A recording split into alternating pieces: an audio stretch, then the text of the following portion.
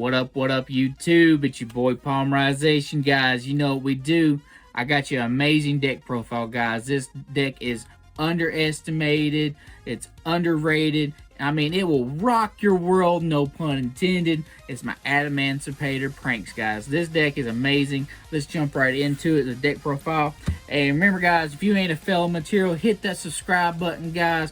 Be one of my fellow materials and join the family. But you know what? Let's go right into it. So first off, just like all the rocks, you're going to play 3 of the researchers. You're also going to play 3 of the analyzers. And you're also going to play your 3 seekers as well. This is just a standard for the rocks. You know, you want to play all of them. That's just the way it is. Going into more, I actually run 2 of the water one. The 2 of the crystals, the water. I just like having this one for draw power. It has a big booty. That has come up. So there's a lot of synergy here, and you'll see why. Another big rock that's actually a really reliable normal summon. I think it's still really good and overpowered is Doki Doki. This card is just amazing. Once again, guys, it rocks.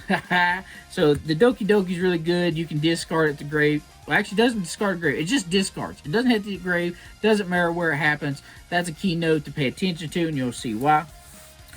What else we run in rocks? Well, I tell you what, we also run the Guardians, man. This card is just an amazing card. You reveal Excavate off your Adamancipator, and you get a free negate off of this. This card is just amazing. You know, those that play against me know this card just more or less says no to Nib, no to Ash. This card right here, normal summon, go into your researcher. You just keep going off. This card's busted. You go in 2 suppliers. I think 2 is good enough. I know you can chain block a lot if you do a 3rd, but I don't really even see myself adding too much off its effect to add a Kako Mirror Garden or any kind of card of it. So I think 2 is good enough. It don't overpower the deck, so I think that's a good ratio.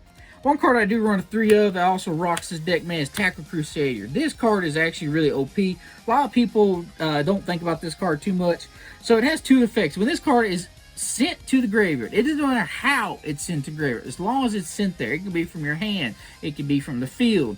It has 2 effects. One, it can target a card on the field, book a moon, face down, problem solved.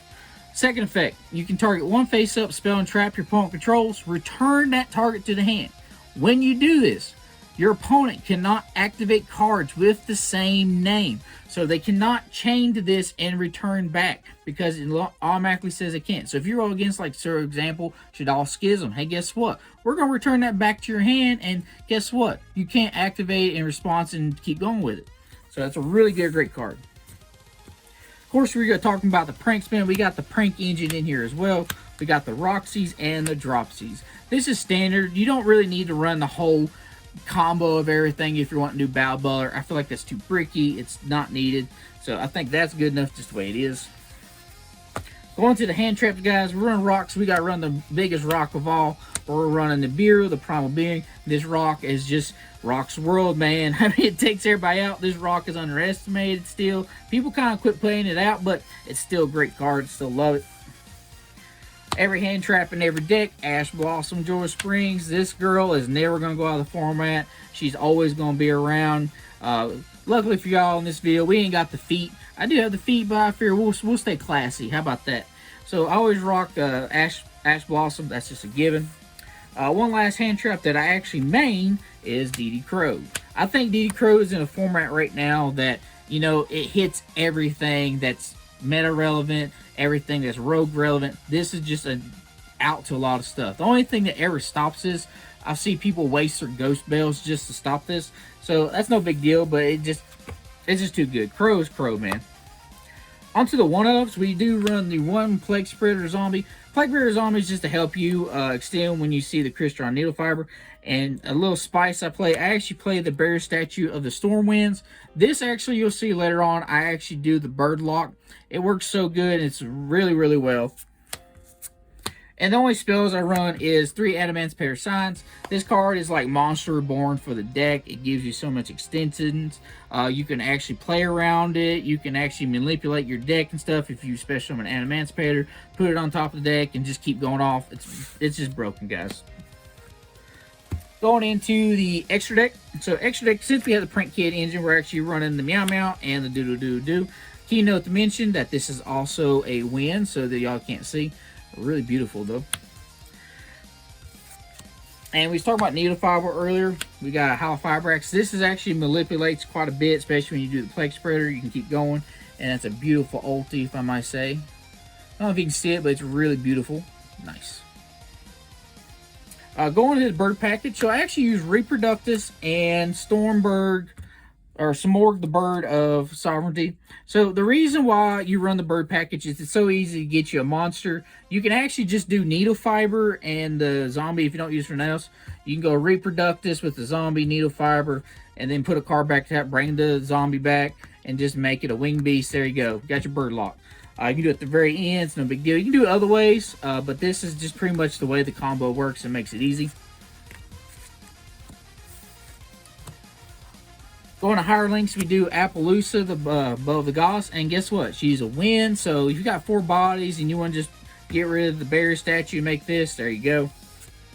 And then we also run Access Code Talker. Access Code Talker is just a beater. I mean, you can pretty much just like beat the hell out of your opponent with this card. It's too easy. If you're more of a budget player and you can't afford an access code, Boral Sword's just as good. I mean, it's not that bad to make a Boral Sword in this deck either. But if you're trying to go budget, I wouldn't recommend this. Just get a sword. Going to the Synchros, we run Herald of the Light. Herald is really good. This actually, putting this on board makes your opponent waste their battle phase sometimes.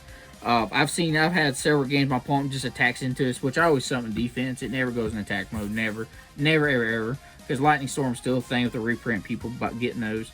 But Herald of the Light, anything goes from the deck or hand to the graveyard is banished instead. So this kills a lot of decks. It's just a huge problematic card for a lot of people. One spice card a lot of people don't play is Coral Dragon. I love Coral Dragon. People sleep on this card. So when this card, once per turn, you can discard a card, pop a card. I've won games just because of that, just so I could pop a card, like bait out so many negates and then pop and go in for a kill. It does so good. And then whenever this leaves the field, you get to draw a card. I mean, that's just free bonus right there, in my opinion. Plus, I always find myself, I need another 6. And you can also do this also off of Needle Fiber because it is also a tuner. So on your opponent's turn, you can actually do Needle Fiber away, special summon this, just so you have a bigger body, harder for them to deal with. Plus, it puts you another Water Engrave, and if it still survives next turn, you have a tuner, plus either a Doki Doki, Synchro, and an 8. It's really great. Another level 6 I run the Raptite. Raptite's really good. It just helps you move your deck. And you have so many other wins you play in this deck also, so it's like a walking DD Crow on your opponent's turn. Really great, really busted. Especially, like I say, DD Crow is just so good in this format. Having an extra DD Crow that you can put on the field anytime you want is amazing. Going to Synchro 8s, I actually run the Crystal Wing. And yes, it is a Ghost Rare. I am flexing quite a bit in this video, if I may add. It is beautiful. Let's see if we can see the artwork. Very nice. Crystal Wing. I like Crystal Wing more than I do Savage. Don't get me wrong. I do run Savage. But I feel like running the Crystal Wing because it's also a wind. Again, guys, it is a wind. You can play this so much easier. It manipulates so much better. It negates, destroys. You can attack in stuff. If you can bait out negates with Dragoon, attacking the Dragoon, gains attack, kill it. I mean, it's pretty much easy, guys. Speaking of Savage, we do run the Borlo Savage. Savages kind of fell out of my favor. I use it once in a while, but I still would rather go Crystal Wing. Savage is there because he's a Savage. He doesn't destroy, but he is an Omnigate, so that happens. And another great card is the Ryzen, the Adamancipator Ryzen Dractype. This guy's really good because as long as you got a Water Engrave, which is not that hard, you got the Dropsies, you got the Adamancipator Crystal, you got the Needle Fiber, they're all water. As long as you got a Water Engrave, you can just negate a spell and trap when your opponent activates. So he's really good. Also, his first effect, just to send things back and bounce them back. It doesn't target, so that's a plus as well. XZ's Gallic Grant. Gallic Grant's kind of, I think people are sleeping on this card. Watch for this card to rise in price, if my personal opinion, because it's being used in other decks like Dinos, for example. But it lets you search any rock. You can search out any of your Adamancipators. You can search out in your Nibiru. It's just an overall great card. And the last card I'm running, I haven't really got to use too much in this format, but I also run Abyss Dweller. And once again, guys, I am flexing hard. Look at that ulti. Beautiful. Absolutely beautiful. But Abyss Dweller, just because you can show off graveyard shenanigans, you just don't have to worry about too much. So that comes up quite a bit. Now, my side deck is all personal preference, but I have the side deck pretty much sorted for everything I need to deal with, and it's been amazing. 3 Phantasmes. Phantasme is great because for the Sky Striker matchup, the Salomon great matchup, any deck that targets this just says no, plus they link, so that just gives me so much bonuses. You're still going to have Tri Brigade, random Dino players, people still playing Dragon Link. 3 Lancias. Lancias is amazing there. It always does a great job. Those dealing with spells and traps, getting rid of. 3 Cosmics. I think paying life's no big deal. We'll just gain it back off the drop sheet, so I'm not worried about paying life. Life is there for you to use. It's not there to try to stay alive. Use it, guys. It's there.